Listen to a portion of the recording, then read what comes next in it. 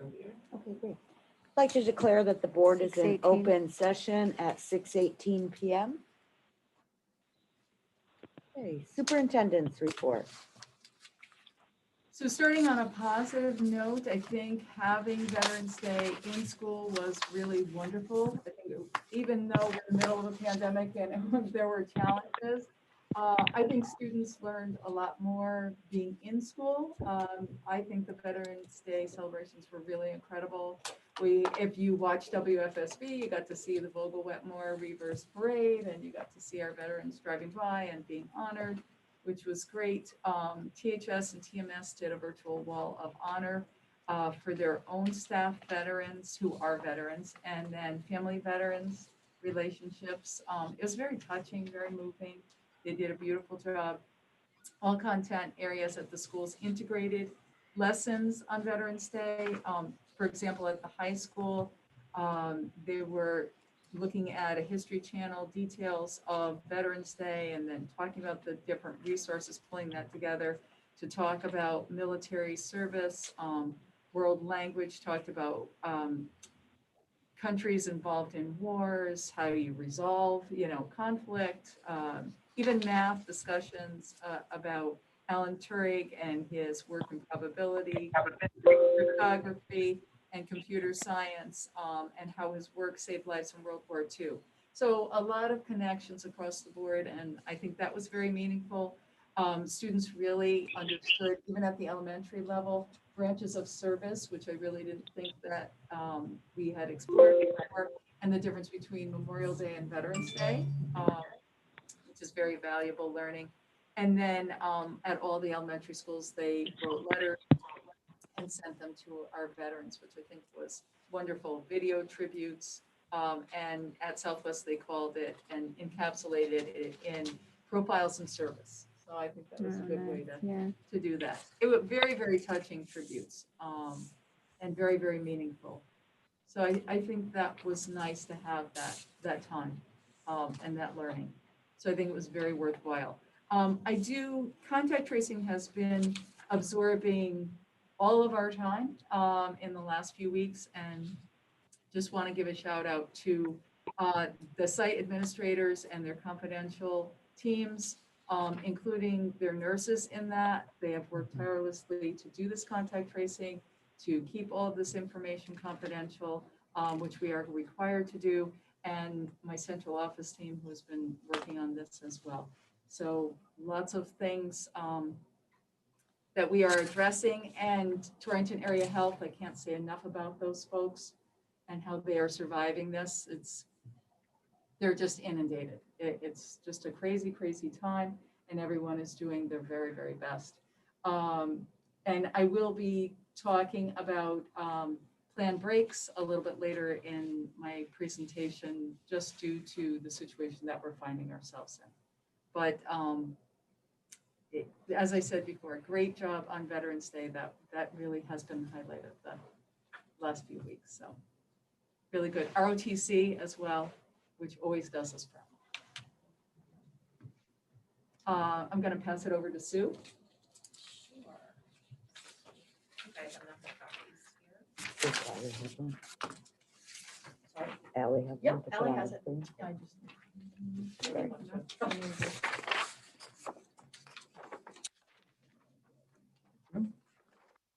You need one? That's it, that's yours. You're good. Okay, okay. Allie, you have it, right? Yeah, so Allie's gonna put that up on the screen so that the folks on Zoom can see. So just really quickly, just a quick update from the OTL. Sue talked a little bit about Veterans Day. As you know, we have an election day, professional learning day, when all the teachers K-12 were introduced to a new lesson planning template that we've developed in our department. Teachers also received training in how to access various STAR reports. That's a new assessment platform for us. We adopted it last year. We actually purchased an upgrade this year, so we had some additional training in that teachers have requested. Helps us to really dig deeper, really dig deep for the data mining. We also, Allie and her team created some wonderful technology training experiences for our teachers, really focused on some of the new technology that has arrived in teachers' classrooms since the start of the school year. As you remember, a lot of our stuff was on delay. And then we linked arms with community health and wellness. Jason Kirsten, you may remember having met him last year at a school improvement meeting, great guy. He provided 3-hour-long sessions so that every one of our teachers in pre-K-12 could attend on something called compassion fatigue, which is a real thing, but when you layer the pandemic on top of it, it just adds to people who are in service occupations, dealing with people, caring for people. It's all about burnout, and I think it was very much appreciated and well received. And our teachers have asked for ongoing work in that area, and they're very willing to do that for us. So they're a great community partner. Just real quick, in the area of curriculum, we are in the process of conducting a curriculum inventory starting at the high school.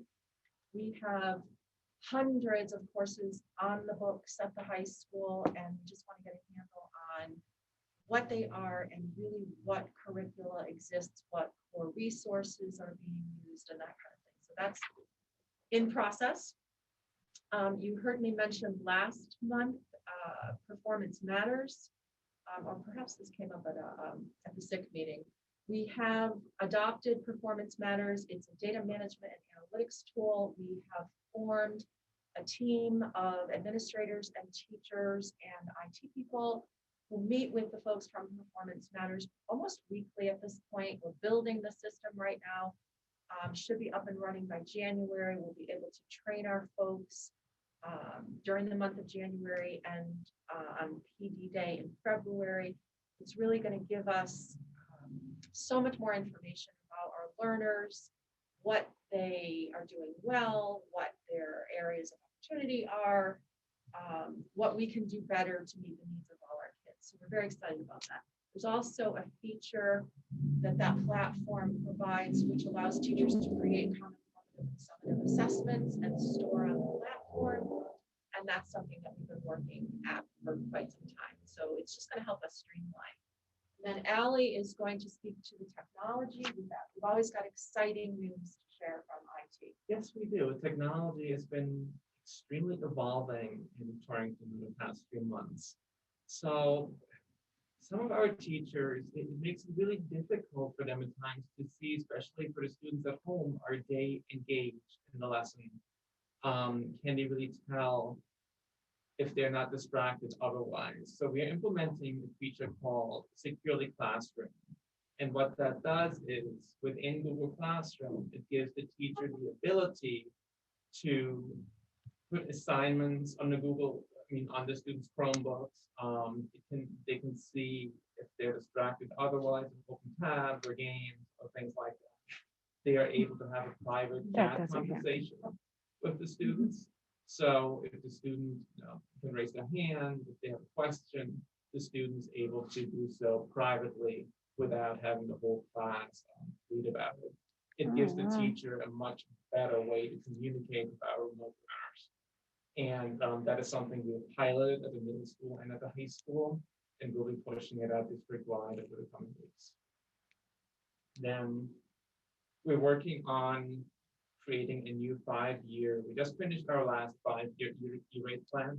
So now we're creating a brand new 5-year infrastructure plan. So knowing that we have the new building coming, I'm really looking at what are going to be the needs over the next few years. We know that internet speed keeps growing. We know that our devices, especially even kids' devices that we bring to the building, they keep getting more and more hungry for data. And we need to be able to continue our promise that we can deliver any type of instruction for any type of media. So we're going to continue that promise, and over the next 5 years, build a 21st century network. So I'm really excited about that. We still have a few families that do not have reliable internet access at home. So we will be reaching out to them to make sure they're all set with everything that they need. And that's with the partnership for the state. And kind of on the same plan, the state had reached out to us and said, hey, we have this statewide initiative, and we would like for you to be able to provide public wireless internet in a parking lot during non-school hours. So that is something we are participating in, and we will have Wi-Fi coverage at the high school for the public in a parking lot. Hopefully by about January or so. The other important thing for me is that when you have teachers coming in and out of the building, or let's say there's a device failure, they put so much work into their lesson plans. So we want to make sure that their data is safe at all times and completely device agnostic. It'll live in the cloud and can be accessed anywhere. So there's still some teachers that have a couple of things locally on a computer. We want to make sure that everything is uploaded to the cloud. One thing we've realized over the past few months is, as teachers return to the classrooms, we brought all this new technology into the classroom and thought, wow, this is awesome. And then we had almost this tube-type television in the classroom, and it's called a smartboard, which has the same ratio as an old TV. So you're trying to fit something in high quality video on something that's kind of squeezed and it doesn't properly fit. Projectors are failing, they're going dim, they can't support the resolution. So as part of the budget plan, we are working on a 5-year plan to bring interactive boards into every classroom and then also into the new building and standardize that technology and have a teaching tool built in that allows students to collaborate on a whiteboard in real time. And a lot of teachers over the past, God knows, 10, 15 years, they started building all these smart notebooks. So there's so many lesson plans, and I found a way to preserve them and bring them into this new technology so that they can continue to work with those. So nothing will have to get recreated, nothing will get lost. Another important thing is maintaining data backups. We have, over the past year or so, increased the amount of data that we use.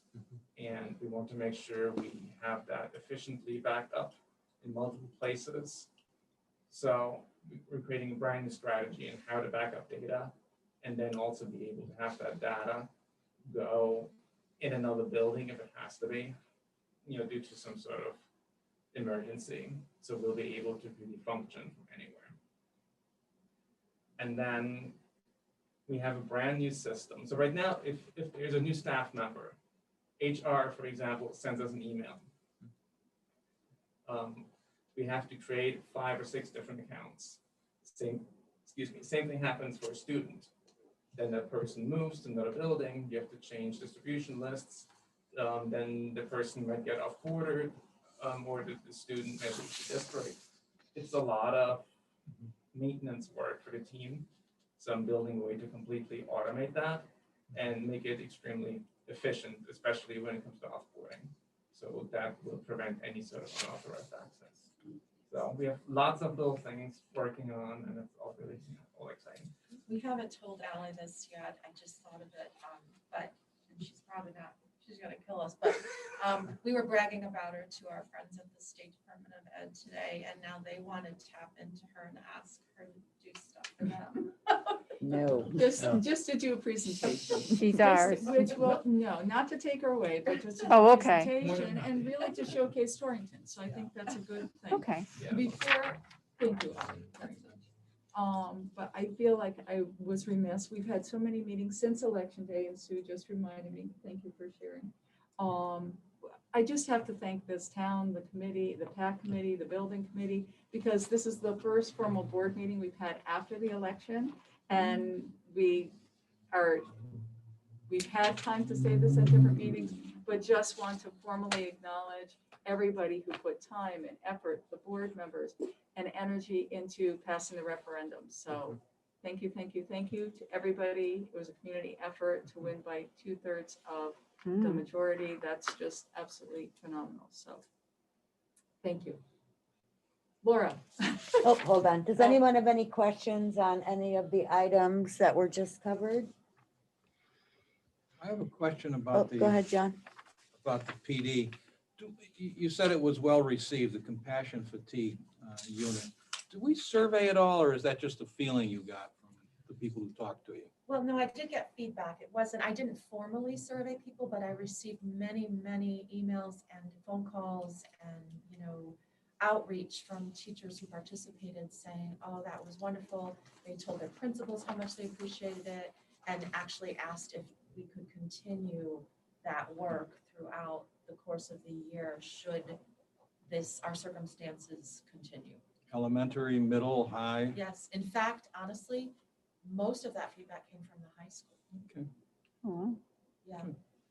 It was really nice because it was an open acknowledgement of all the hard work that everyone is doing and the toll it's taking on everybody. Yeah. Any other questions? Ed, are you all set? All good, thanks. Okay. All right, special education update. Okay, so thanks, Ally. I actually had copies, but I left them down on my table. So I did print out about 15. If anybody wanted to run down, they can get them. But I did provide it to Ally so she can pull it up as well. We'll just use this, Laura, because I think the doors are probably locked. Okay. All right, sorry about that. I copied them. I just left them on the table when I went out. But so here's our monthly update. As I said last time, I am going to always do it as of the 1st. That just gives us, I think, just more accurate, cleaner data. So our numbers are pretty much the same. We had 11 increases. However, we did have 21 students move into district with IEPs. Yes, already. Here we go again. However, we also exited 11 students. And that sounds like, oh my gosh, we did that already. But some of those evaluations actually began last year, and we were kind of put on standstill because of COVID. So I'm pleased to announce that, we continue to remain right where we need to be. Right now, the state average is 16% for prevalence, and we are at 15.4, so pretty much the same as we were in October. We do have 8 students right now that are not in these numbers that qualify for special ed in Torrington, but they are being homeschooled, which is different than participating in the hybrid model. If you are homeschooling your child, you are pulling them out of their services. So we actually have 8 more students that are out there, which is why I have the asterisk, just so that you're aware of that. And, hopefully at some point they'll be coming back to us. Okay, Al, can you go to the next page? So we are again going to monitor our referrals to special ed and our evaluation process, as I spoke about the last time we met. The difference this year is I am going to break it down to the number of school referrals and parent referrals. A big number of the parent referrals are often from pre-K. But right now we've had the 32 referrals. We've gone to evaluation on 21 of them. And of the evaluations that were complete, 79% qualified for special ed and 21% did not. So as I explained at the end of last year, I really want to see that the percent that we're needing to go to evaluation on goes down, because we're doing a better job with our tier 1 and our MTSS. But when we do evaluate, I'm hoping that we'll see that percentage rate gets closer to 100%, because that really shows us we needed to test the children that are coming in. As I said, we've had 11 students exited from special ed this year. The evaluations are challenging at this point because we have some children that are only on remote. And if we have evaluations due, we have to kind of try to juggle how we're going to be able to safely evaluate who we need to evaluate. So that's been a little bit of a challenge, but we're trying to maintain the timelines as we're going along. So as I said, 21 children have moved into Torrington. 15 with an IEP have moved out of Torrington. So right now, for every 5 identified children that move out, 7 more have moved in. So it's a little bit better than last year, but, and then the last page is just the breakdown. Allie, if you just want to scroll one more.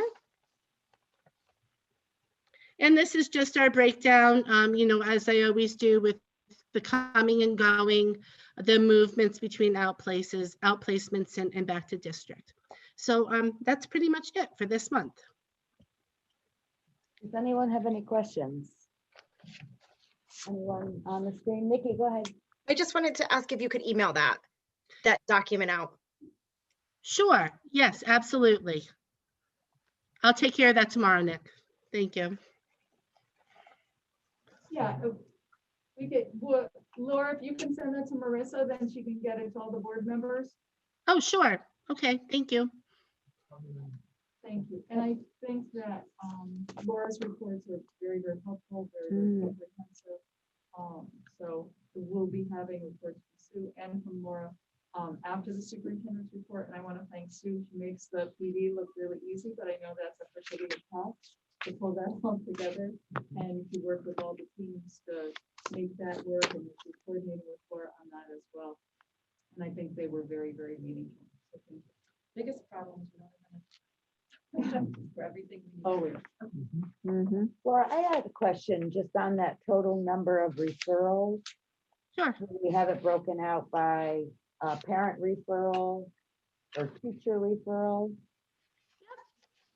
Are any of those, so there's 33 parent and teachers, but 32 referrals, but are some of those where a teacher may refer and a parent refer the same student? So no, because that's just going by the actual referral document. So if there's a concern about a child, the one referral is filled out. So if a parent brings it to the school's attention, usually one or more members of the school would work with the parent on filling out the referral, or if it comes from the school, we would fill out the referral. So it's just actually the number of students that have actually gone been brought up for the possibility of going to testing. So that's a true number. There's no no duplicates. Any other questions before we move on? Ed, do you have any questions? I'm sorry for keep calling your name, but because I can't see you. No problem. No questions. Okay, monthly financials. Ed or Armand? Yeah, we're still in the black. We did get the check from the state, the COVID expenses, 600 and something thousand. 663,000, which will help out a lot.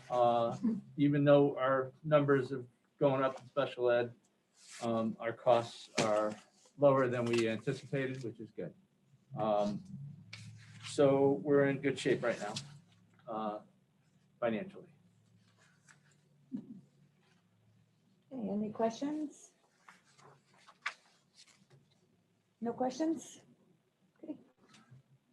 COVID-19 expenses. Yep. Just let me get the page 1 second. Sorry, 21. my fingers. I'm not doing the walking. Next month we'll update it because we are now going to look at each supply because we on the masks for children we are going to we thought we're going to buy 720,000 masks. We're not. The parents have kindly brought kids with the masks. We do have them at the schools. We took an inventory. We just need maybe 1,200 more for the rest of the year because we did get 9,000 from the state. So that 296,000 will be reduced. So that will be reduced. We've just taken inventory of all the wipes, the paper towels, and the sanitizers. We'll see how much more we need for the end of the year, because remember, this grant ends December 30th. So we have to have everything in and paid for before December 30th. It started on March last year to December 30th. We have 2 items that we purchased in March that we're going to be reimbursed in this grant. So next month, we'll show you the update for sanitizing and a reduction in masks that we have. Does anyone have any questions on this document? And Ed, could you email this to the board also? Okay. I thought they all got it. It's in the Oh, packet. it's in the packet. Yeah, yeah, Okay. page 21, sorry. Okay, sorry, it is in the packet. Page 21.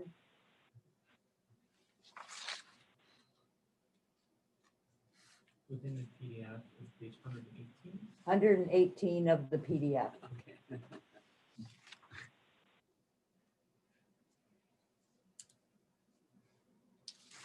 Okay, any questions on this item? Ed, are you all set? All set, thanks.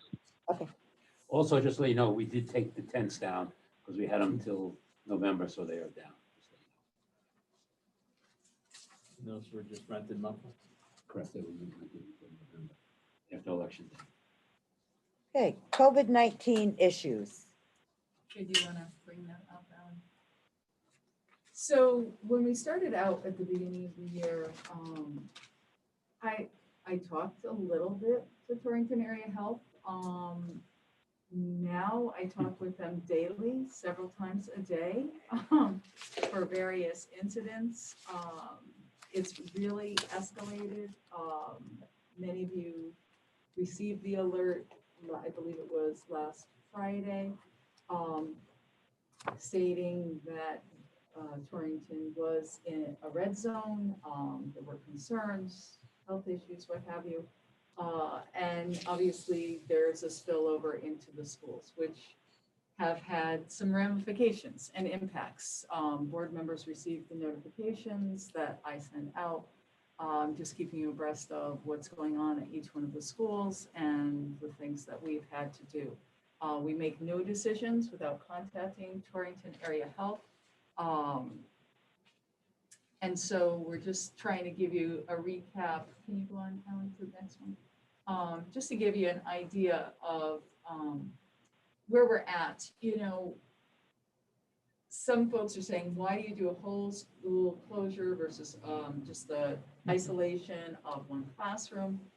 Isolation of one classroom obviously is much, much easier at the elementary. It was much, much easier before we went in person. That's more complex because you have more students in class. As I said before, even in the parent survey, and I've said to the board that in some cases in the elementary classrooms, we don't have 6 feet of distance. It's just not possible to do that. We have older classrooms, and so we have students that are maybe within 4 or 5 feet. So that makes it more difficult. So previously we were able to maybe just isolate a smaller area or less students. Now it's becoming more the whole class, possibly the whole class when they go to the lunch area. There's just bigger implications. Torrington Area Health is also saying, as I'm sure you've seen in letters, newspaper articles, etc., that although the virus doesn't seem as deadly, if you will, it's spreading faster. And so we're definitely seeing that in Torrington, unfortunately. And sometimes folks think that their symptoms are so mild, they really don't think they need to get tested until there's someone in their family or there's a connection or someone says you should get tested, and then they realize that they're positive, or their symptoms really have led them to a positive. So students may have been in class, not aware, or staff members at school, unfortunately. And so this is the domino effect at at this point, and more people are getting tested as well. So we have to, as a school, respond. So there are reasons for the cohort isolation. So you're able to isolate the class, and there's a hallway that the students are using and the bathroom, and all of that is fine. Or one person calls in and says, okay, I've had an exposure and I'm a distance teacher, I'm here, but maybe just the people that I eat lunch with got exposed. So I haven't exposed any students. So you'll see that, you've seen that in my notification. Related service specials, maybe that's been able to be isolated. In contrast, whole school closures have been when we have staff who are in a variety of different roles. It becomes very, very complex, right? They're everywhere. They're in a variety of different classrooms. They haven't been able to cohort. With that Torrington case, that was our most difficult case overall, because we really could not do a lot of direct contact tracing. Think of it as similar to, on a very large scale, the incident where I had to tell you about a sports team, and we had some sports players. So they have interaction on a field, but you can't designate who had more interaction or less interaction. And because of this particular, in that case, it was a staff member having so much exposure to the population that it was so difficult to decide. I'm not a healthcare or medical professional. We were advised to say, okay, just let them know if anybody does have symptoms later, then they should certainly get tested. But you really need to shut down the whole entire school. So that was the extreme. So we've been from isolating a few people to isolating a whole school. People who are covering other classes.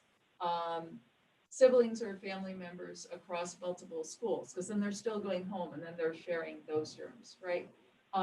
Impacts of multiple staff causing coverage issues. You want to speak to that just a little bit?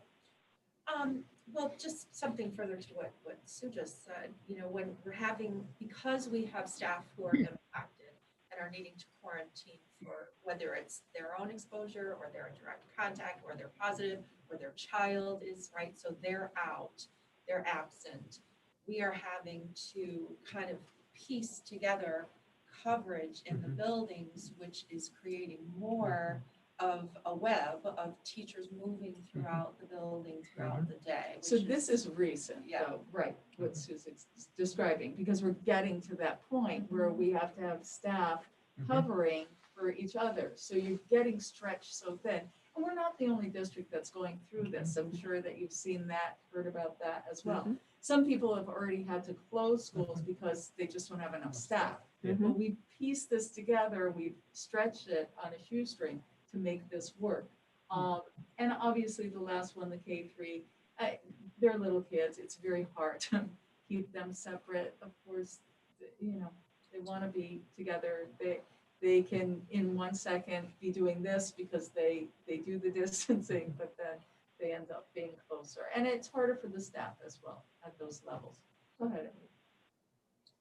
So then what does that mean? So a lot of folks have said, why can't we just, you get the call from Torrington Area Health, just call it, just get that message out. We need it right away. That's done.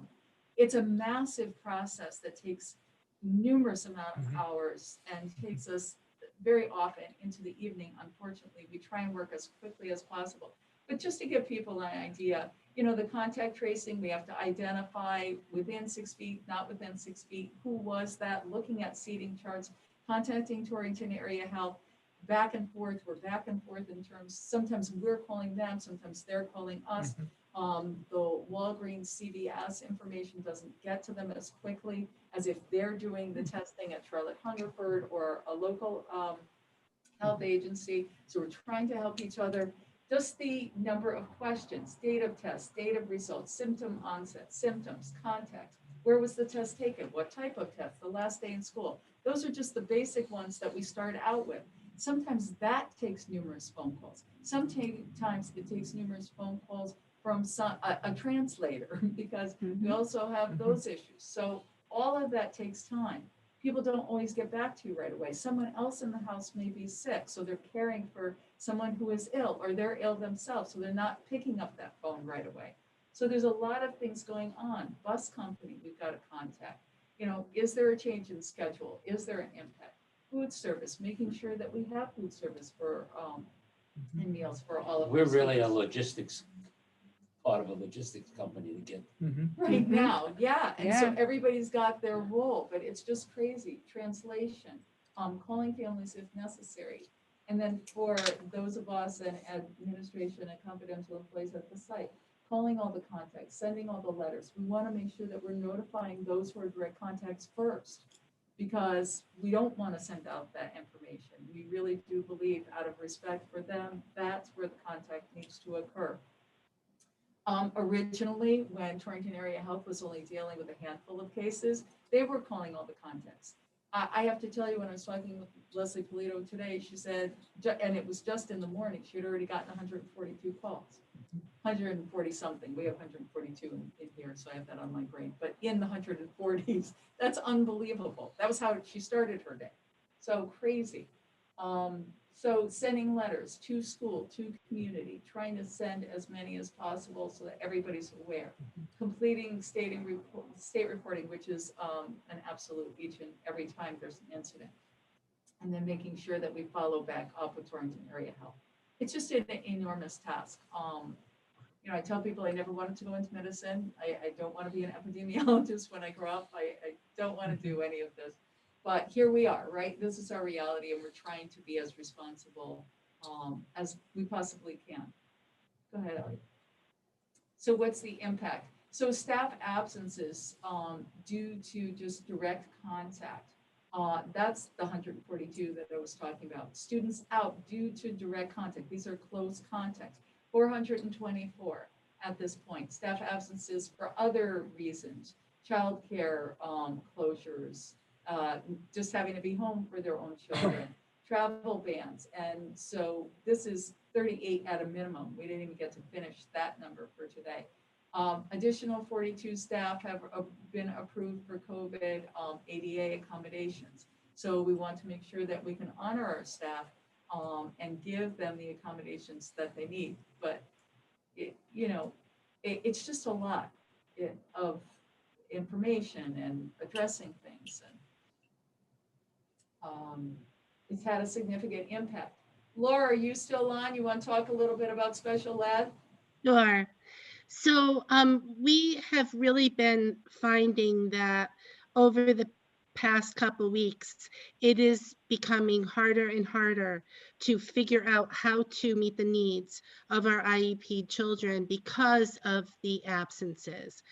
So I wanted to get a handle on exactly, who do we have out? How many people do we have out? And what does our coverage look like? And so we got the information from each of the schools, and down at the bottom, you will see that this is on a daily basis across the district. We have on average, seven special ed teachers out and are not provided with subs for them. And then 15 para-educators out without subs for them. And the reason why we can't get the subs is just because everybody in the state of Connecticut is dealing with this same issue, and we are all competing for the subs. So what does that mean for special ed? It means that we have really been scrambling all the time to try to figure out how to meet needs. Last night I got a phone call and we had an issue. There was going to be we were going to be short a teacher, and we had 5 out of the 6 paras knocked out in a school. And, meanwhile, I've got IEP hours to meet. So my staff has been amazing. We went, the speech issue was a huge one early on. I had 2 SLPs that that had asked to be home because of ADA issues. And so they are doing a great job providing the virtual speech, but it really left me shorthanded in one of our schools, and the rest of my speech pathologists stepped up and everybody's just trying to put in the little bit that they can, but we're just getting stretched further and further, and every time it's a juggling game. I don't want to be out of compliance. This is a legal document. We need to provide it. It's called FAPE, providing a free, appropriate public education. And the longer this goes on, the harder it gets. And I'm concerned about that because I want to make sure every single one of our kids is getting what is recommended on their IEP.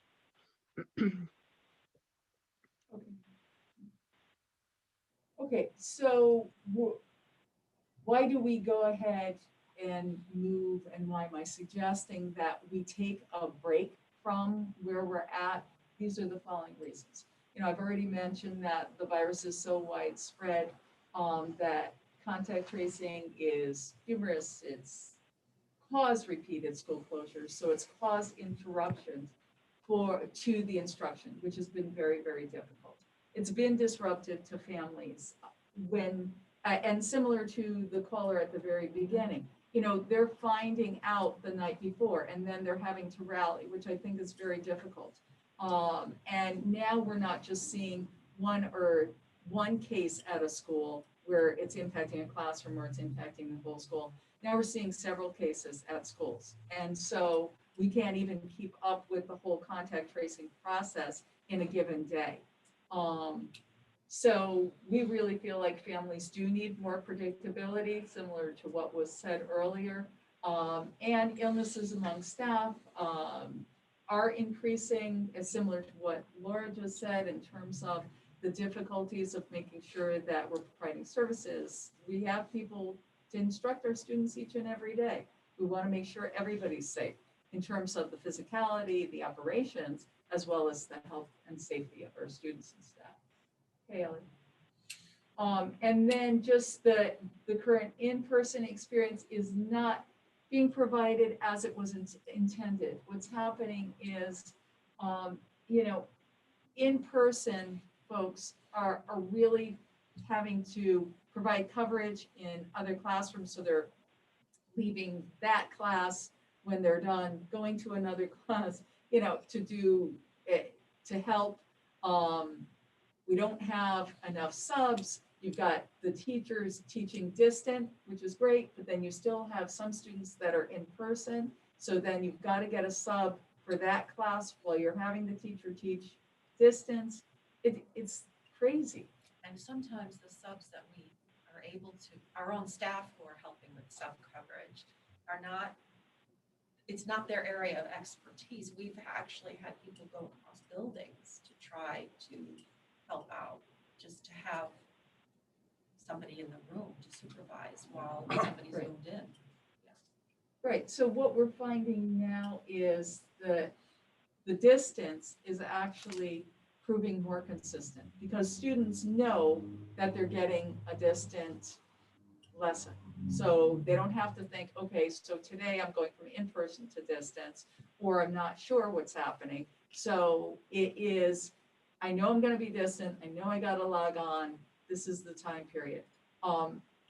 Certainly this is not for long range, but it's a stopgap. And when I was talking with Torrington Area Health, they really feel like we need to break the cycle. And right now, because we're seeing more than one case at a school, it's amping up, which is not good. So the proposal is this, so that all schools transition to remote learning. And at this point, we are in that anyway, which would be tomorrow, 11/19, to the Thanksgiving holiday. And then we'd have the Thanksgiving holiday, and then remote learning would happen for that next week as well, 11/30 to 12/4. But then when we come back, we could come back on in-person and our hybrid as with what we were doing before, and with distance still being an option, December 7th to the 22nd, as long as if that's possible and we can keep moving forward. We're still going to do contact tracing during this distance learning time, because remember, these cases are still occurring. So that will help us guide what we would do from the 7th to the 22nd. But if we break the cycle, the hope is that we could go back to what we had been doing.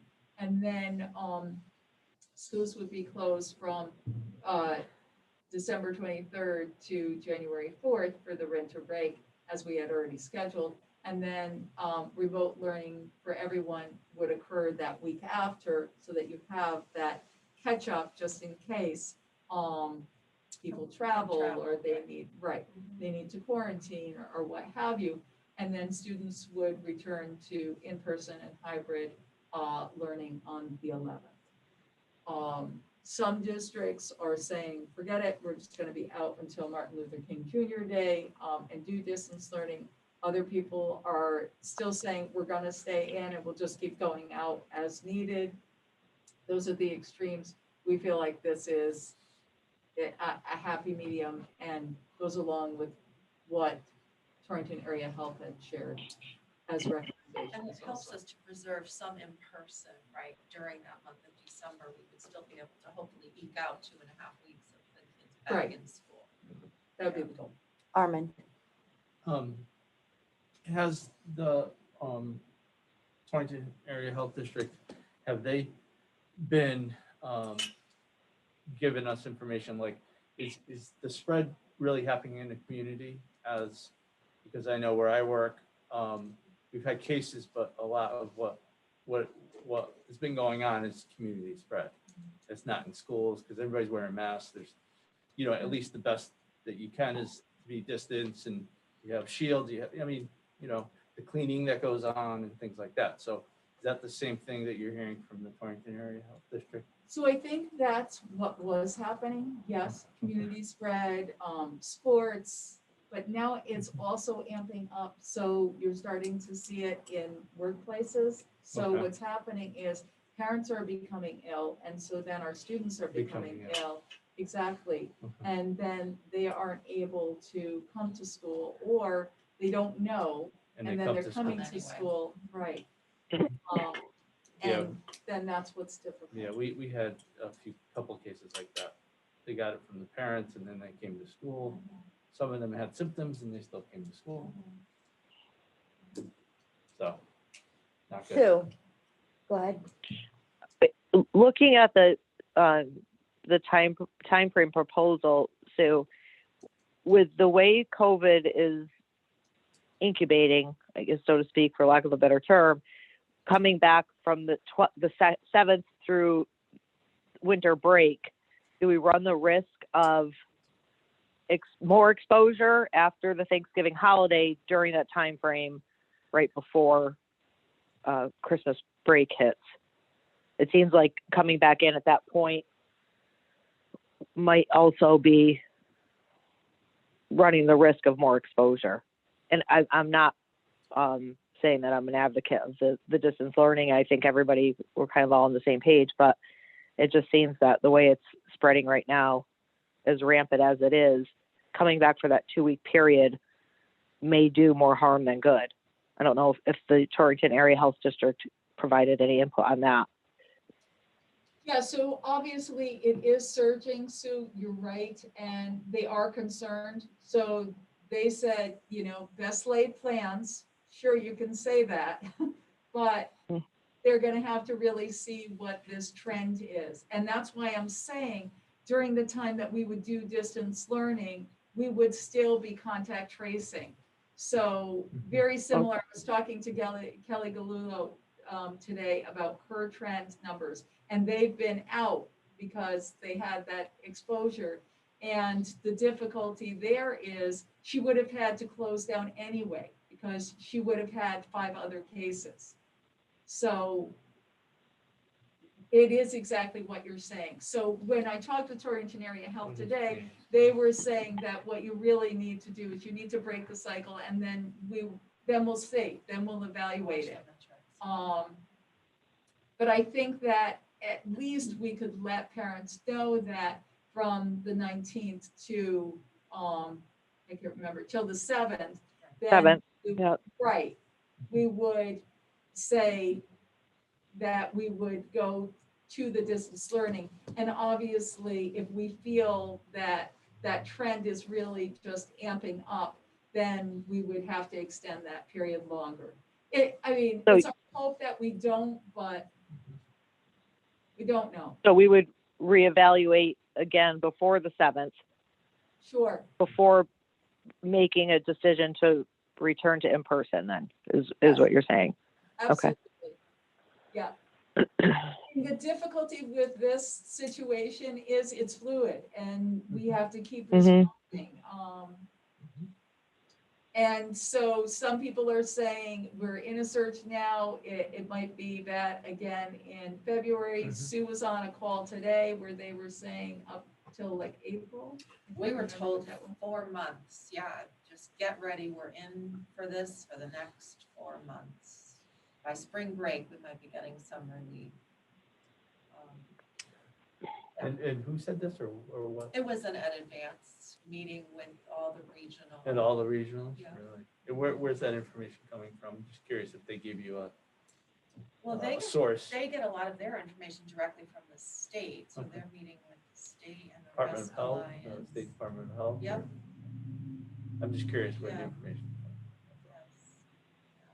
They did say yesterday, further to your point earlier, we were on a call yesterday too, about the widespread community transmission, and that it's at the point now where people don't even realize where they've been exposed, how they've been exposed, and that's really the definition of community transmission, and that while it's not starting in the schools, it's now coming into the schools, and because of everything Sue just said, you know? Yeah. Well, and I think the other piece of it is, I mean, an emergency alert went out to everyone in Torrington asking them to go get tested, which is gonna greatly increase our numbers Yes. also. Right. So Yeah. it's a tough that is true. situation. Nikki, Is the commissioner having the weekly meetings like he was back in March? No. How do you- So at this point, regional superintendents met with the commissioner last week. We are meeting with him again this week. And so that's helpful. But both the commissioner and the governor have really been following the same train of thought, which is this is a regional issue. They want districts to make decisions based on what their needs are for their town, for their districts, based on their community spread. So I could be totally wrong, but as recently as last week, I did not get the sense that any of that was going to be coming from a state level, any of those decisions. Well, I think it's a well thought out plan. I think it gives us this break to hopefully minimize the spread, allow parents to plan. I mean, teachers have been doing amazing by being able to flip on and off the switch, but still also giving us some hope to get back in the classroom. So I fully support it. Thank you. Yeah, and I'm so glad that you said that about the teachers. They have really been incredible. Teachers at every single level, they have been responding to this craziness, back and forth and, in classroom, then distance, and really trying to give our students the very best. It's been tough. any other questions, comments? Jess, Kathy? Jess, Yeah. go ahead. I like the plan and I really appreciate, Sue and all of our admin, how hard everybody has worked to try to keep the kids in the building. And I know it is easier just to say, we're just going to go full distance, for however long. But I think it's really important that we keep trying to have this contact with these kids in the building. If it doesn't work out, it doesn't work out, but at least we tried. And I like this plan. I think it'll help people to plan and to move forward. And even for parents, if they have to travel, at least they can know, well, I got to make sure my kid's quarantine ends by December 7th or whatever, I think it's good. Nikki? Sorry, one more question on, this is really for Laura on sped testing. How does the closure impact that piece? Yes, so that's a good question. Continuing to try to be creative in any way we can. So unfortunately, the timelines don't stop for initial evaluations.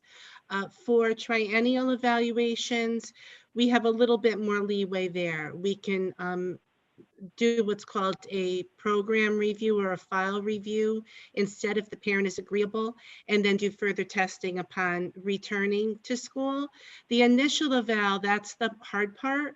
It's going to be a bit of a challenge because these are counted as school days, even though we're not in the building. So we're going to see what we need to do. It's funny that you asked. One of the things that I'm going to do tomorrow is I'm going to meet with, Friday. I'm going to meet with the other directors in our region. And I wanted to discuss if anyone is doing any virtual assessment, because that is something that's beginning to come up. We really have not gone there in special ed. And I just want to make sure if we're going to go that route, that it's valid and reliable and confidential. So I really want to talk to them. I want to talk to the State Department before we move there.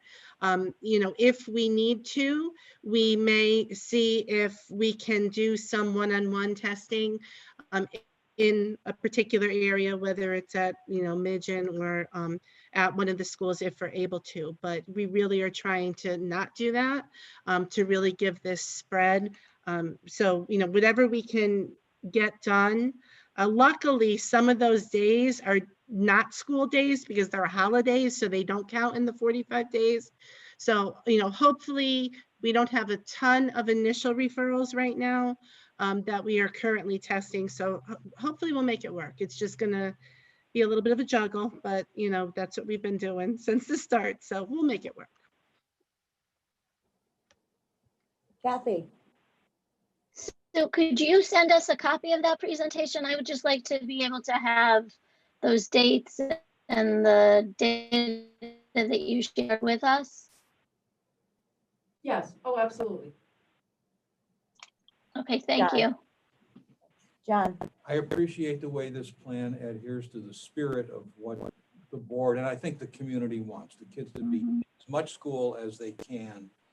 Other schools that are closing down from now until the middle of January, kids are going to miss a lot, especially in elementary grade, or holiday preparations and things like that. I think that'll mean a lot to the kids as far as giving them a normal experience. And it's just so much better to see us trying to keep the kids in school than just giving up and saying, forget it. The telephone call comes, the sky is falling, the sky is falling. I'm glad that we're not buying into the worst of that. Yeah. So thank you for the plan. Sure. Thank you. We're not the giving up time. We have noticed that. We have noticed. We're tenacious. Armand. I like the idea that contact tracing is going to continue.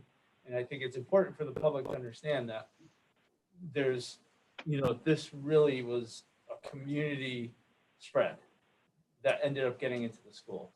And it really wasn't, the school's fault for any of this, or, however things are done, because this is a health issue. This is a health crisis. We're not experts in the health field. It's not, we're not a hospital, so. But yeah, I'm glad we're going to try to keep schools in, kids in for the holidays, or the holiday time, because as a teacher, I've often seen that kids, not all kids, but more than you think, have difficult times during that period, and they really need to have the teachers around. So good stuff. Anyone else? I'm sorry, I just want to call you guys the Brady Bunch. Anyone else on the Brady Bunch board? Oh, Ed, do you have anything? No, I, as always, appreciate and understand the tremendous amount of work that goes into, managing the crisis at the public school level. And so, I wish you all continued good luck. And I would also just also add really quickly too, that for folks who might be listening and feel like, a lot of the parts of this process have felt chaotic or disjointed. It's the nature of an ongoing crisis that things will sometimes feel that way. But I would much rather our administrators continue to make changes as they need to respond to the situation than pretend that everything is always fine and the same. So thank you again for your diligence. Thank you. Yeah, and just kind of in closing to that, just because we receive a lot of feedback every day, and I understand completely that people are frustrated, some people are scared. But the school system, unlike other departments, we have to protect the privacy of our students, our families, and our staff members. So as much as people want to know, who is it? Is it a student? Is it a parent? Is it a faculty member? Where is it? We are never going to disclose that information, and people's desire to know does not exceed our ability to have a responsibility to protect our staff, students, and families. So that's part of the reason why we aren't able to fill in what a lot of people would like us to fill in, nor should we be, quite frankly. So this is a health crisis, and we will continue to protect the confidentiality of the people involved while keeping the health and safety of everyone else in those buildings at the forefront. Jess. Just another thought, because I understand how frustrating it can be for the back and forth, not knowing is your kid going to be in school, not in school. If parents are like, you know what, I just need to get off this ride, I mean, they can still opt for full distance. Yes. So if you're uncomfortable with the uncertainty of it, you can select certainty for yourself by making that choice too. Yeah. Okay, any other questions on this closures? And just one other comment for when we come back. You know, if everyone in our school community could practice safely when they're not in the school community, and if, you know, you are go-to events, stay home and distance learn and let your period pass. And I think if everyone's more conscious of that, we may have better success the next time around. All right. GMS window replacement project. Yeah, no, I'm just. It's like a whack-a-mole. Ed was just out of college when we started talking. I had hair like just let you know, the city council on Monday approved the resolutions that we asked them for. So we're moving along and we're gonna get it done this year. Well, Yes, Yeah, next summer, but yes, in 2021. Yeah. Okay, any questions on the middle school windows? Yep. Okay, board goals update. Mr. Kisco. Thank you. School Improvement Committee met. It was on the agenda. We had input from one board member, and around the table, there was more input. I think we will be talking about that, and with any luck, coming up with final board goals to present to the board for the December meeting at the School Improvement Committee meeting, first Wednesday in December. So there is still time, and please, board members, if there's something that you would like to be in the discussion about goals, to get it on the table. I think probably there are 3 or 4 things we're pretty sure of, but that doesn't mean that there isn't room for something else. If there's capital plan, long-range capital plan, we're talking about obviously developing something for the new high school, the curriculum to fit the building and so on. And there might be a couple of other things too, but we will be talking about that in early December. So please bring your ideas forward before or at that meeting. Okay, any questions on board goals? No. Ed, do you have any questions on board goals? None, thank you. Okay. So everyone was emailed the suggested change to the bylaws. So how it works is 1 month the board receives the requested change to the bylaws, and then the following month it'll be voted on. So what we're looking to do is expand the budget committee and the facility committee to have 1 additional member. And the reasoning behind it is the enormous projects that these 2 committees are going to be overseeing in the next couple of years with the building of the new high school, all of the financial aspects of that. facilities also, and looking at the 10-year capital plan. They're all much larger endeavors than any of these committees have really had to take on before. So we were thinking that more kind of hands involved in those two committees specifically would help us over the next couple of years as we go through this process that really none of us have been through before. So that was just the goal, is to kind of get more help and more hands on deck for what those two committees are going to have to cover in the next couple of years. So, and we haven't had any attendance issues, so we don't feel that there's a concern of attendance anymore. So adding that additional member, we should not have a problem with obtaining a quorum of those two committees. So the recommendation is only for those two committees. And again, just based on the amount of work that they're gonna have to accomplish, plus taking care of regular budget. Armin, What's the recommendation?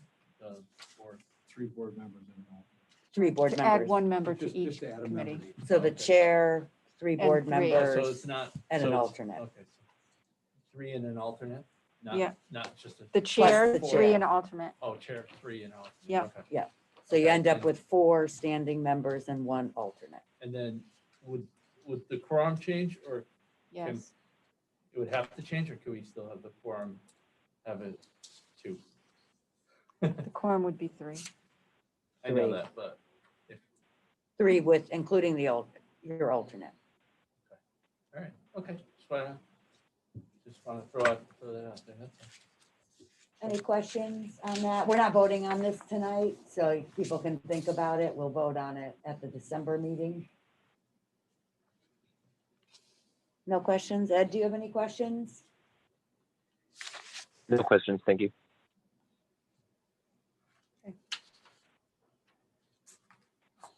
Okay. Policy 6170, sexual harassment students, 6170A, sexual harassment Title IX students, 4080 sexual harassment personnel, and 4080A, Title IX sexual harassment personnel. So I don't know, Ellen, I mean, they're basically statutory changes right. that need to be We- made. We and we they were- finally had a meeting. Yes, we had our first policy meeting since what, March? February. February. Yes. Oh, yes, these are brought forward, right? Right, so Kim and I So- brought this forward. Kim, you're on the call, right? Yep, There. I'm here. Yep, so these are changes that really need to be made due to statute. Is there anything else really that you wanted to add? Yeah, just Title IX legislation changed August 14th. And there was some new regulations that got added, and part of the requirement is that we update our Title IX policies to reflect that. So, but the sexual harassment policies still hold true for harassment that doesn't fall under Title IX. So we've just kind of added sub-policies to our harassment policies to address all the legislative changes. And we've already done the training for all of our new people who are responsible for Title IX in the district. And we're going to do an overview for the administrators tomorrow. Okay, any questions on the Title IX policy changes? I just want to add that this was also vetted through,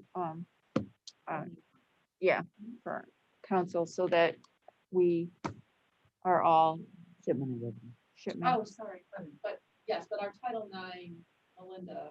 Is Pullman Comley Right. actually for Title Right. IX, but Yeah. yes, through legal.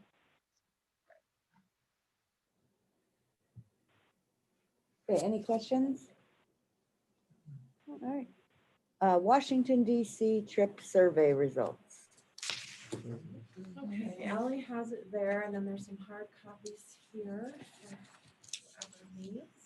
Oh, sorry. Just Ally has one. Ally's gonna put it up on the screen. Sorry, I thought I gave you one.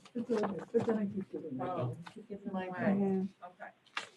So I think Jason said he was gonna hang up and we could call him, right? Yeah. Right, so this is a survey from, I think at the last meeting, right? We had asked him to survey the ninth graders. So what's important, it's pretty self-explanatory. What's important to note though is the number of responses. There were only, so if you look at the first question, there were only 17 people who responded. So the graphics are a little bit misleading, I think, unless you consider how many people participated in the survey. So number two, if approved by the Board of Ed and if the COVID situation allows, would you be interested in participating in this trip? Jason's back. Jason's back. Okay, good. Jason's back. So in the blue, yes, really that 35% represents 6 of the 17 people who responded. And then, you know, in the yellow, I didn't do all of that math, but if you, we had also considered, we talked about a date change and the, you know, whether or not, given our current situation, should a trip like this, really should we be pulling kids out of school when we're trying so hard to keep kids in school? Or should we schedule this during a school vacation time, in the summertime or during that April vacation? So on the flip side, it deals with that. If a date change, if we did move it, right, the current trip is scheduled for the end of May, but maybe moved and then it got cut off. But during April break or during June, so the yellow, we would be able to travel during either of those times. Of the 15 who responded, that's 7 students. So just, Jason, I don't know if you have anything that you wanted to add. Nope. I just, like I said, I was shocked that I didn't have a greater response. I did ask that it get sent out a second time when we got close to the deadline date, and I didn't have a bigger response, and that was done by the high school. So based on these results, if it's not something that we're seeing an overwhelming desire to do, then you know, we can just go with the 8th grade. If you want me to be able to offer it to the 15 or 17 kids that are interested, I could do that. So it's, you know, I wanted to put this information out there and be available to answer any questions. Personally, if we were leaving just the 8th grade, I would ask that we leave it where it is based on the fact that parents have planned on that. I do know that if we look further into the survey, that the parents are open to doing that at the end of June. Yes, they are. There are some positives to that. I think, sorry to cut you off, but your first question on the 8th grade survey that deals with the considered date change, if my math is correct, almost 100% of the people are open to the date change. They are. Yeah.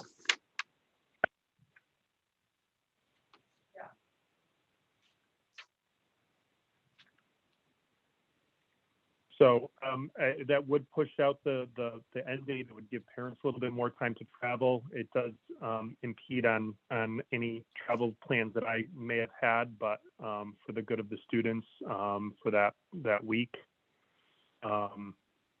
that's assuming that we'll be able to travel. Right, it may cut down on my ability to get staff chaperones. I do, like I said, know that there are already a few that said that staff chaperones that they wouldn't. These are parent chaperones. They aren't staff chaperones that are listed at the end of the survey.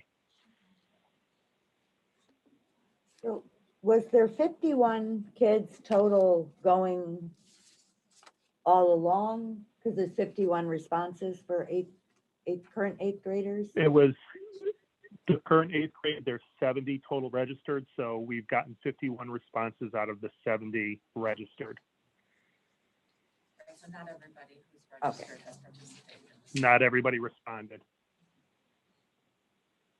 And that was sent out several times to those families as well.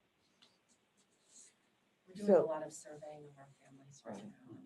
So is the price point different if we went from 70 to 51? I'm just trying to consider all things. Like, what is our the delta for. No, us increasing as long as I, price? as long as I have 35 students and one bus filled, so that's one bus is 35 students, the price stays where it is. If I go below 35, that's where the price will increase.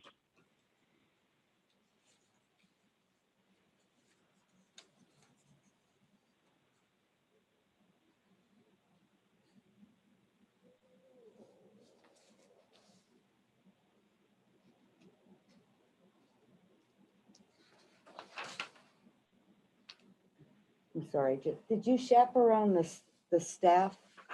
Or survey the staff chaperones? Am I missing that?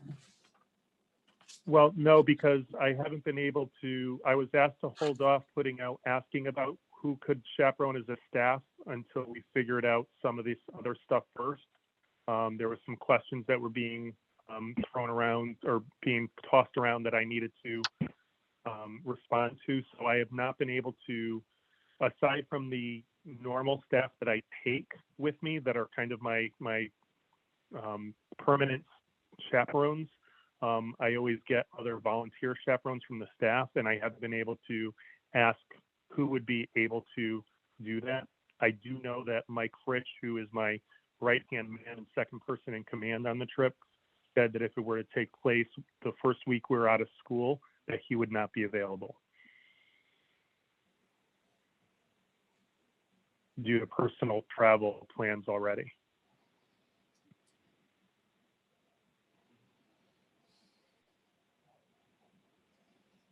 Jason, this is Sue. Are you comfortable doing the trip without Mike in June?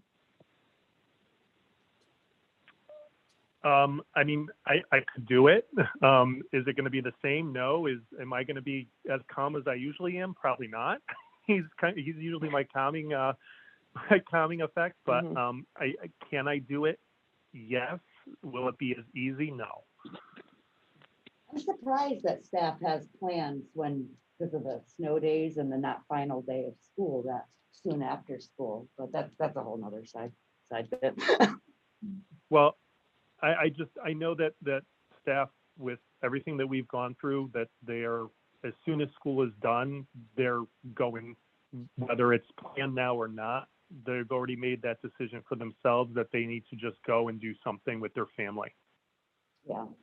So that's kind of the response that I've gotten. Not that any specific plans have been made at this point, but this would be at the end of the school year, after the school year, a true volunteer basis for, I mean, it is anyways, but it is really on outside of school time, and it is our own time at that point.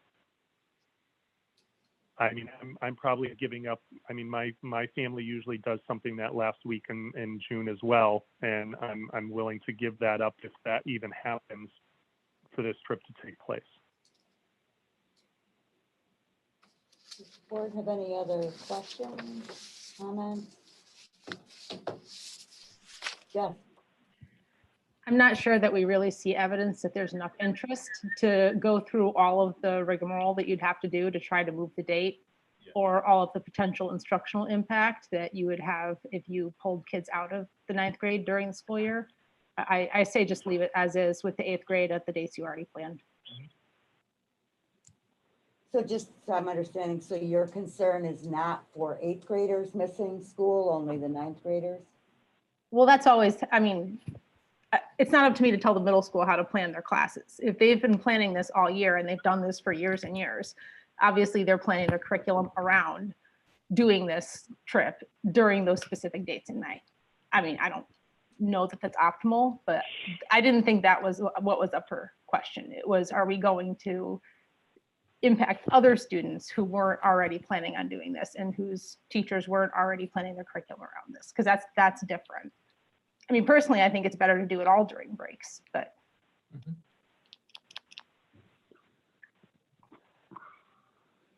Yeah.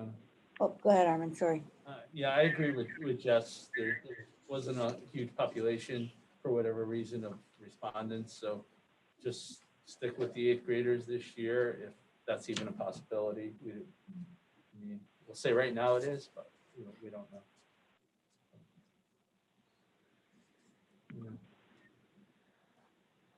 Any other questions? Ed, do you have any questions on the trip? No, no questions. Thank you. Ellen, you're all set? John, All your set. questions? questions. Because we are voting on this tonight, so Mhm. does everybody feel like they have enough information to vote? Before, because Jason's on the line now, if people have other questions. What would, Jessica? what would the motion be? I mean, what are we voting? The ninth grade piece. To add the- So to add the ninth grade and change the date, to add the ninth grade and not change the date, you know what I'm saying? Like, I'm just wondering what it is that we're yang and nang here. So it would really be dependent on what motions the board wants to bring forward. So one of the motions would be, do we want to extend the trip to the ninth graders? Okay, gotcha. And then the second motion would be, do you want to move the trip to June or keep it as the pre-approved date that the board already Oh, voted on? can I have Go ahead, another Armin. comment? The other thing is if we move it to June after school gets out, which is not a bad idea, we would just have to make sure there's money in the budget for that because school will be out. We're gonna have to pay everybody for that, for their time. Not that not that I'm saying I don't want it to happen, but I'm just saying there's a budgetary impact there that everybody needs to realize. And, if we move it. I think they're volunteers. Are they Yeah. volunteering? Would be volunteers. Well, I mean, Jason's going, he's not a volunteer. We have. Right, he gets a Right, stipend for that. but, and there won't be anybody from the district then. None of the employees will be going. Can you just repeat that part? They might go, but they would be voluntarily going. Okay. And we can, and we, that's. okay. Armin's questioning the financial impact to the district we if the go- date was changed Yeah. to June. Because it was my understanding if it was changed to June, that there would be, that we would be going on our own time and there would be no compensation for that. Everybody That's else? my understanding from the past. And there's no, I think that's what happens when we run these trips during April break. So I'm thinking of the high school trips that go to Europe every other year. Those teachers don't get paid to go. That's, right, that's their time. They go, Yeah, they okay. volunteer. you know. all right. Right. Well, it's just that because we were gonna run it in August and we had to allocate money for people to go on the trip for staff. Remember that in June? I think that was just, I do remember that, Armin. Is that You coming remember up? that, And if I right? can, Fiona, I just think that that was because it was such an emergency situation. Okay. Right, because I think really the. I don't think any, They get a free trip out of Yeah. this. Right. I'm not against it if there's a monetary impact. I just want to know if there is going to be one, and everybody needs to know if there is going to be one. That's all. That's all. You know. Okay, any other questions? Kathy? I'm just wondering if it would make sense for us to leave it in April for this year with the motion going forward and really explore for next year what it would look like to do it in June, when people would plan for it to be in June rather than in April.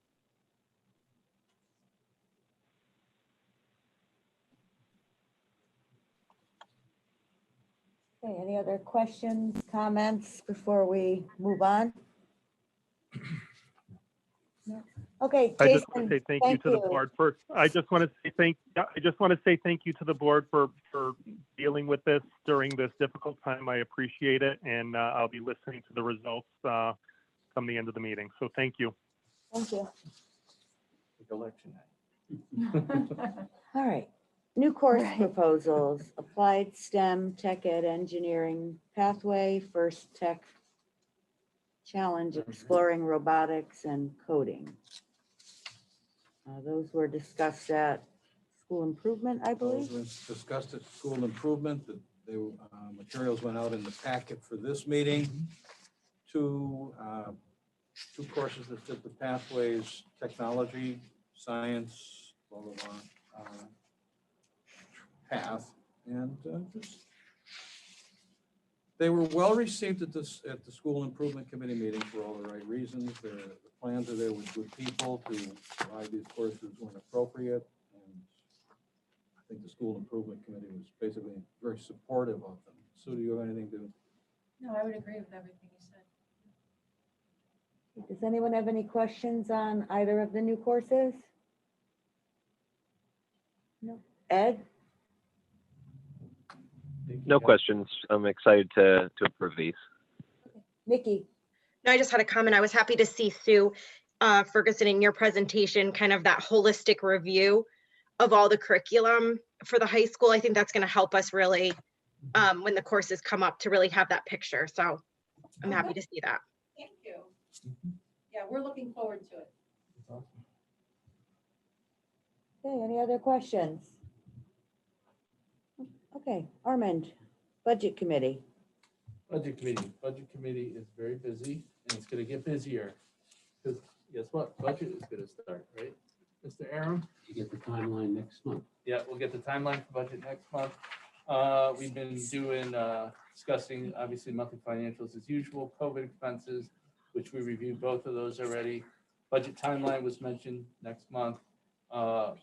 Guess what? We talked about the middle school windows again this past month. Exciting. But that's project is coming to the end of the beginning, which means the windows will hopefully be going in next summer. And we also talked about the, which we had a special meeting last week about the substitute pay rate. And we're gonna kind of look at the fill rates going forward in budget, just to kind of see if there was any impact by raising the substitute pay. Just let you know, and Kim gave me the information, they had 40 potential candidates sign up at the job fair. Okay. Wow. They Yay. still be vetted, so we'll see where that goes, but they did provide me an update on Wednesday that they had 40 possible candidates that expressed interest at the job fair. Great. Job. Great. So, Any questions on budget, for budget? Nikki? Just one question on that pay increase. When does that go into effect for current? Monday. Okay. We put it into the system Monday. Great. We had some very happy people that were currently already on the in the books on Monday. So, yep, Great. Thank you. it should be in their next paycheck. Okay, any other questions for budget? No. Okay, Gary wasn't able to be here. Does anyone else want to quickly go over what Facilities and Technology Committee discussed? Well, we went over, John, you still there? Yeah. John went over all of the boards giving us money for the technology that we put in the 5 schools. You want to go just quickly over that, John? Yeah, we just did a quick update on the money that was given for the building management systems for the heating for the 5 schools. Making lots of progress on adjusting heating, and we're going to watch our numbers real close this year on the impacts that that'll have on energy usage. I think we're going to see some substantial drops in energy usage in our buildings.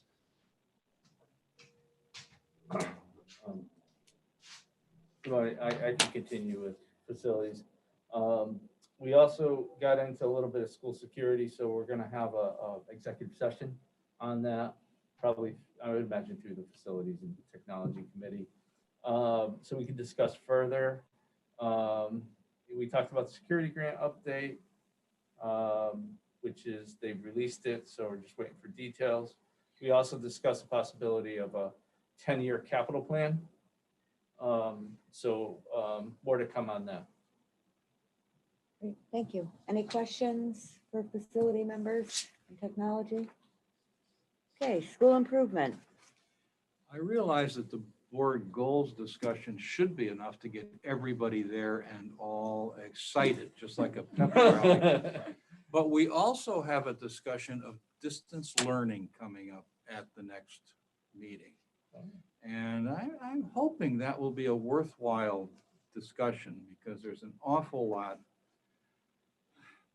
about the shortcomings of distance learning, but it also has supporters. It also has people who will say good things about it. I'm looking forward to a discussion that will at least be informative for us and maybe helpful in making whatever decisions might come in the future. We have more new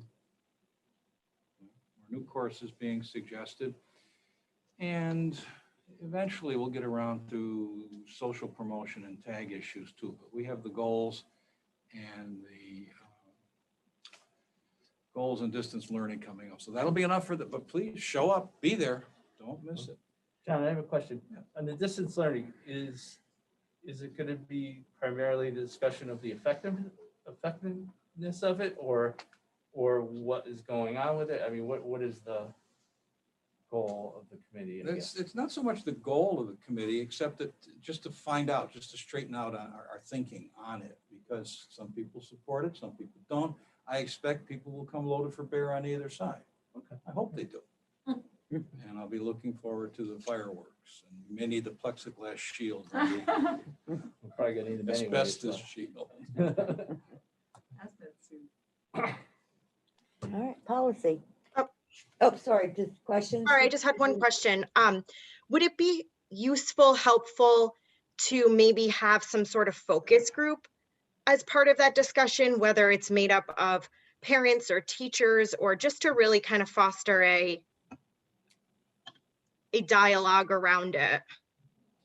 I will not be a bit surprised if what we do is decide to undertake some longer and greater study of it. But right now, this is just introductory. I'm not going to bring anyone out, not going to ask for any reports or anything like that, but I do want to see if we're interested in going further with it, and if so, within which framework or what framework. Okay, any other questions? Ed, do you have any questions? No, I may actually make an appearance at a SIC meeting. What do you say? Well, no, I love to argue. We'll be Make an looking appearance forward to at it. the SIC committee meeting. All right, policy committee. Well, we finally had a meeting, lively discussion. And right now, not sure, but whatever comes up, any legislative There's one that need to be issue that we need changed, to so talk about sure, look forward to it. for too much longer. Yep, yep. You have other pressing things to do, so whatever, if it needs to be redone, and that's when we'll have a meeting. Okay, any questions for policy? No. Okay, building committee, Ed. Yeah, Tuesday was the deadline for RFQ proposals. We received 8 architectural RFQs. The building committee will review them Thursday. They have sheets to criteria to see which ones they're looking for, because we're gonna narrow it down to 4 architects and have them be interviewed.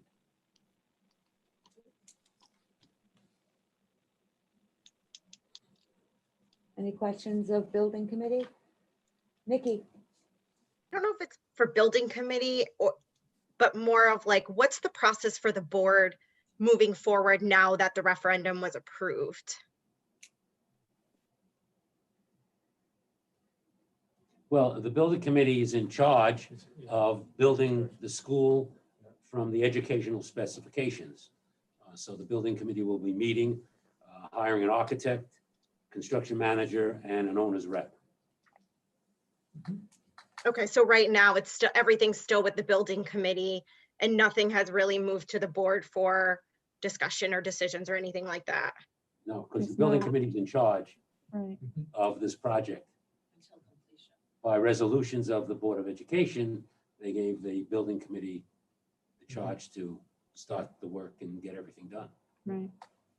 Okay, I just wasn't sure. Yeah, Armand? and the nice thing is, which always doesn't happen on building committees for schools, is there's actual Board of Education members and educators on the building committee. So that's the nice piece about this committee. I think it's a nice diverse group, which, like I said, doesn't always happen. Usually doesn't happen like this, so. I think Which the is good. board will be getting more involved in like the pathway piece as they're doing that curriculum review at the high school. We'll need to start looking at all those kind of things in correlation with Right, what once the the building architect's hired, committee's doing, they'll start right? Because having we're- meetings with the teachers and so forth Yep. to get the building shaped, Mhm. what rooms there are and so forth. Because those go by the ed specs, what was Yep. agreed to. I have a question. This is Sue. Is that building committee, those meetings, something that board members should be attending as a subcommittee type of meeting or participation? You don't have to. There is a Zoom option. So the biggest problem we're going to continue to run up against now is this 10-person maximum capacity.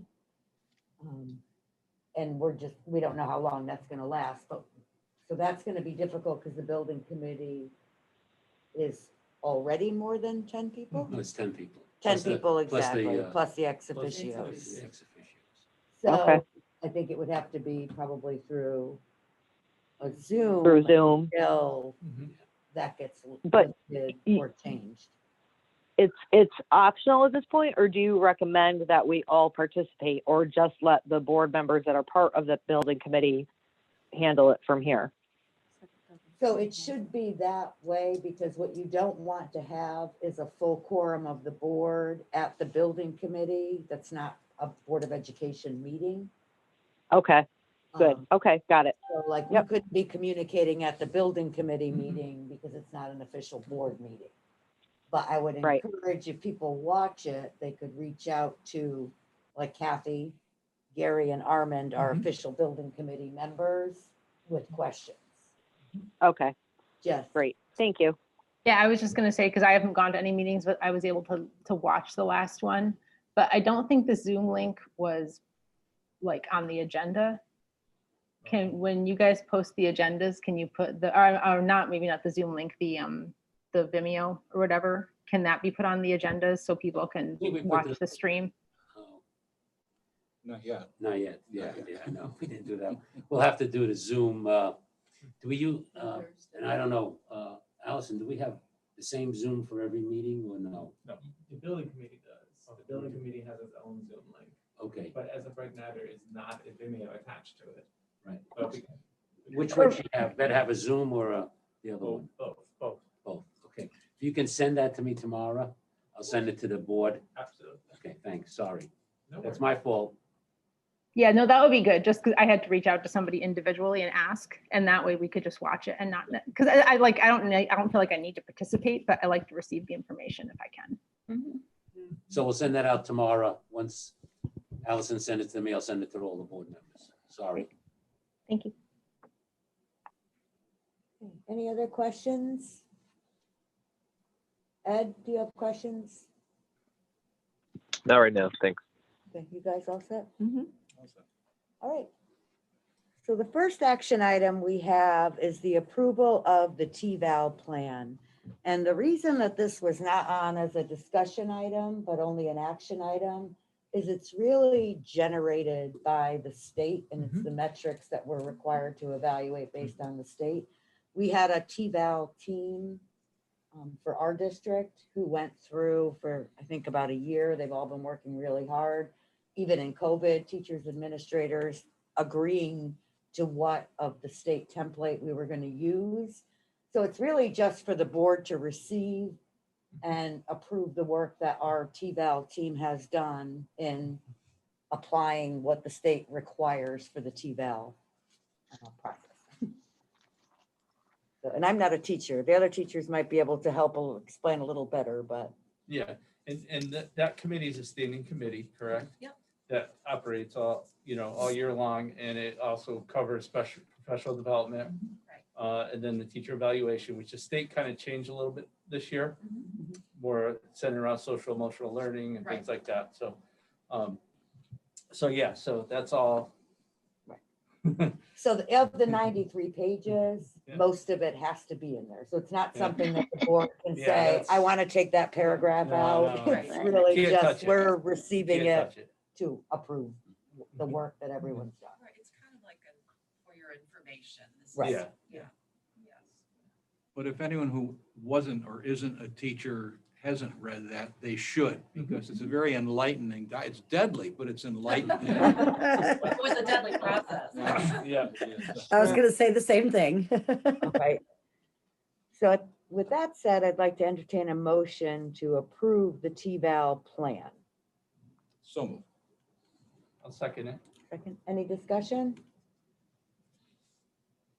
All those in favor? Hi. Aye. Aye. Thomas? Okay, entertain a motion to approve the monthly financials. I'll move it.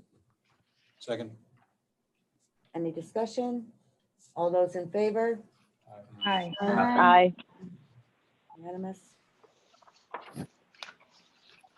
Entertain a motion to approve the MOU with local 1579.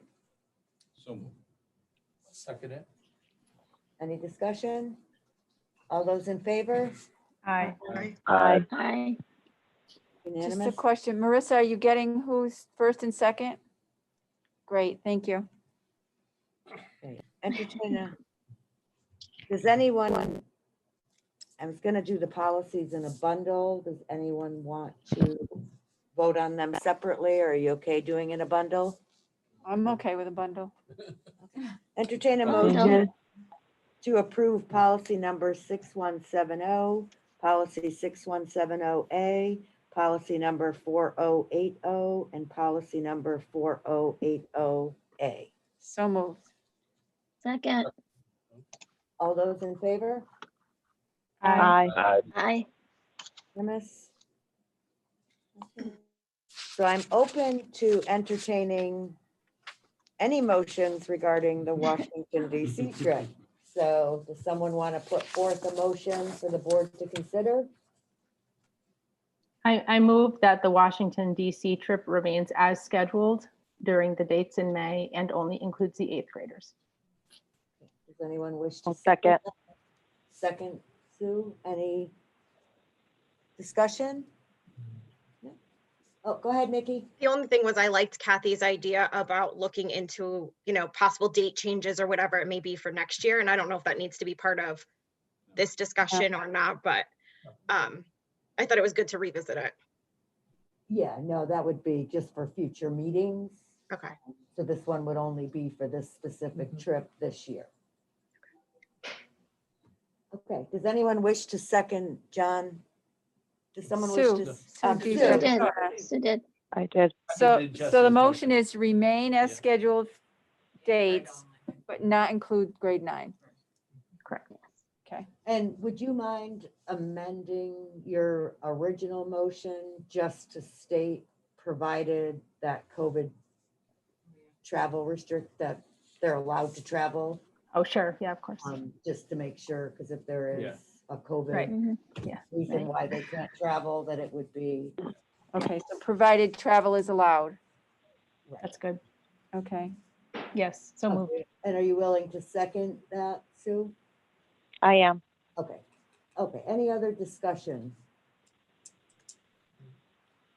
No? All those in favor? Aye. Aye. Aye. John, were you in? Yes. Yes, Yes, aye. aye. Ed, were you in? I'm sorry, No, I'll be voting no.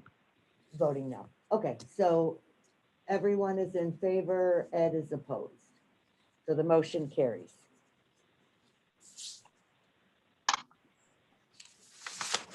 Okay, entertain a motion to approve the Applied STEM Tech Ed Engineering Pathway course. So moved. I'll second that. Second, any discussion? All those in favor? Aye. Aye. Aye. Unanimous. Entertain a motion to approve the First Tech Challenge Exploring Robotics and Coding new course proposal. So moved. I'll second it. All those in favor? Aye. Aye. Unanimous. Entertain a motion to approve the Board of Ed regular meeting minutes of October 28th, 2020. I'll move it. Second, Second. all those in favor? Aye. Aye.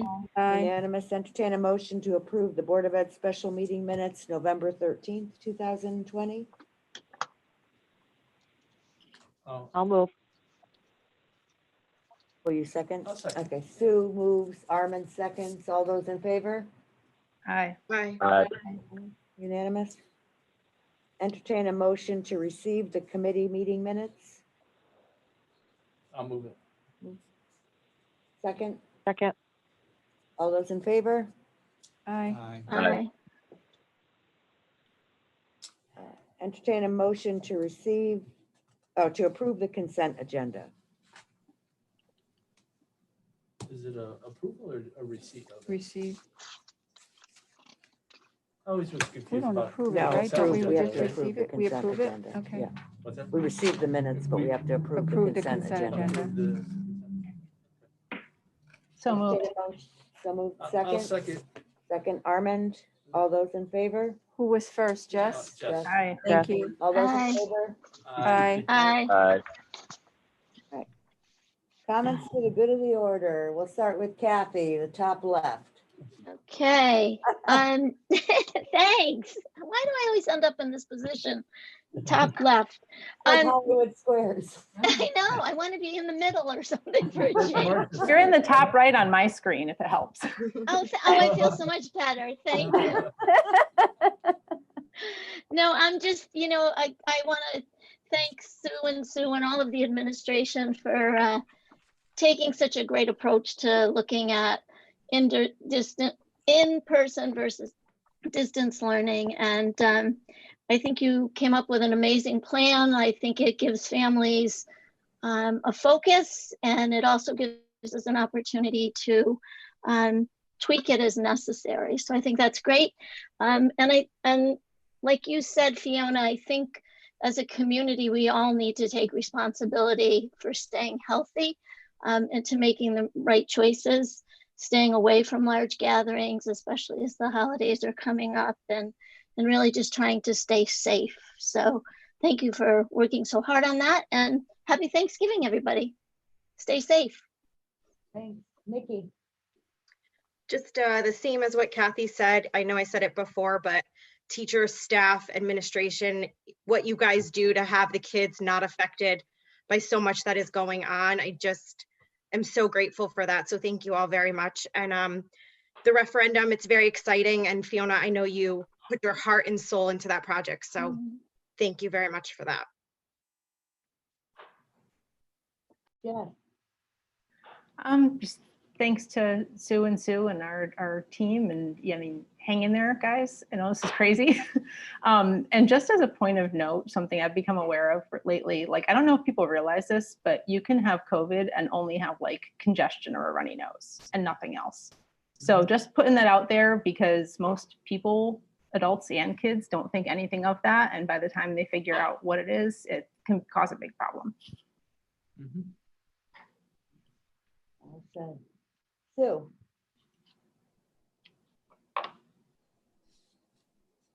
I don't think she heard you. Oh, can you hear me, Sue?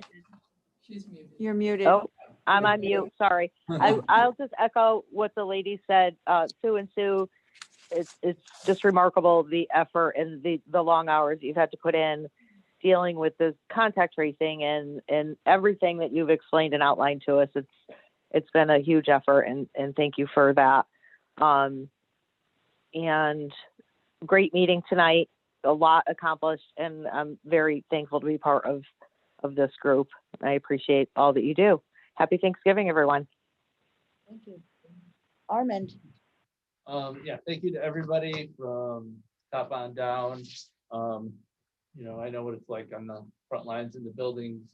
Can't imagine what it's like being up here with with the Department of Health and everything else. I mean, yeah, that's a long day, I can imagine. But yeah, it's a little tough right now, but we'll get through this. So. John. Happy Thanksgiving. Accolades, continuing accolades to the administration and staff for just doing such a great job of getting the maximum amount of education in under the circumstances. And the Alley TV continues to go along and do quite well. The Veterans Day, the whole thing from Vogel Wetmore and the high school and maybe other things too, but those are the things that I spent some time watching. That's going to be a very important part of our outreach. I'm happy to see it. What is the channel again? Channel Yeah. 22. 22. All right, thank you. Ellen? Echo what everyone else says. You guys are phenomenal. And I know Ally said her list is like tiny, and I think it's just huge what you're wanting to tackle. And happy Thanksgiving. Thank you. So I also just want to greatly thank the community for coming out and supporting the referendum. I think this is so great for Torrington, and I think it's a game changer for Torrington. I think, you know, as we move along in this process, we'll be looking to the community to work with us on different things relative to the high school, and I hope that we continue to come together as a community to support and have everyone be a part of the design of this and have this really be a community school and a community focal point for the town. I think it has all the right things to bring this town together. So Yep. Very excited. And the other side of it is I'm hoping that people will support us in our food drive on Friday. We will be at Torrington High School from 3 to 6. Right, I forgot to mention that. Thank you, Fiona. Collecting turkeys and things, you know, we have 3 p.m. to 6:30. 3 p.m. to 6:30. Mhm. Contact list, just drive through, pop your trunk, we'll get the items out. We'll empty it and on your way. Yep. On your way. So I think the one thing people have to remember, so with COVID, you know, there's some job issues, but there's also a lot of families aren't traveling to family for the holidays, and these people Is usually hosted. Yep. put a meal Right. together for their own families. So there's a great need. People have been, you know, supporting it. And unfortunately, with the school closures, we lost an opportunity for a lot of collections within the schools. So we would appreciate. We did. Support Friday. We did get, even in that short period of time, the food that was collected were carloads from the elementary schools before a few of them had closed. So whatever notices went out, so much food came in a short period of time. So that was great. And tomorrow we'll be down there at Friendly Hands, putting the baskets together, getting them ready to be handed out on Saturday. So it's been a great outpouring of support so far. So thank you. What else? And I just also want to thank the staff.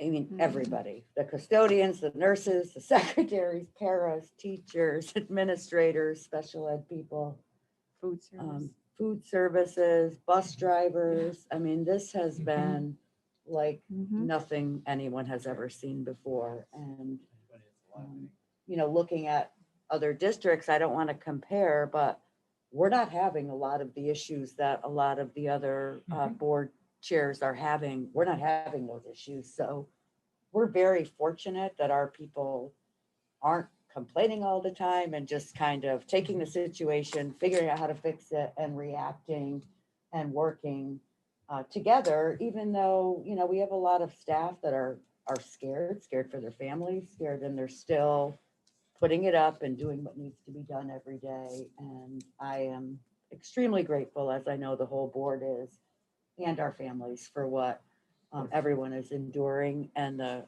sheer number of hours that everyone has worked since March is just over the top. So thank you all from the bottom of our hearts. And, you know, Ally too, attending all these meetings and being here nights, which doesn't have to be. So thank you for that as well. And we are back in an emergency situation. So we are going to have to evaluate again when we're gathering and the reason for the gathering, and keeping our numbers at 10. So for December, we're clear as long as our infection rate doesn't continue to rise at a rapid level from now till then. But I think we need to go back into the March, April kind of mentality of we can't just guarantee that we're going to be able to gather. So we will keep you informed on a month-to-month basis. Unfortunately, coming up, we have a lot of things that we have to do, budget, and there's a lot of things that we can't not do. So we're going to have to figure out creative ways. We didn't shut down at all since March, and we don't plan on it, but it's probably going to be more limited in what we can do. So with that in mind, items for upcoming agenda, budget, capital plan for December, no middle school windows. Take that one off the list. Monthly financials, I feel pissed. COVID, I think you'll get over it. COVID issues and COVID expenses. COVID. Future meetings, as of right now, Thursday, November 19th, 5:30 Building Committee. Also, there is a grievance hearing tomorrow night at 6:30 at Torrington School. Monday, December 2nd, school improvement and policy. December 9th, facilities and budget. And the board meeting was moved up so that people can enjoy their time with their families. So the board meeting will be December 16th. Motion to adjourn. So moved. Second. All those in favor? 8:14, John and Armand. Aye. Bye. Happy Thanksgiving, Happy everyone. Thanksgiving, Happy everyone. Bye, everyone. Have a good Bye. night.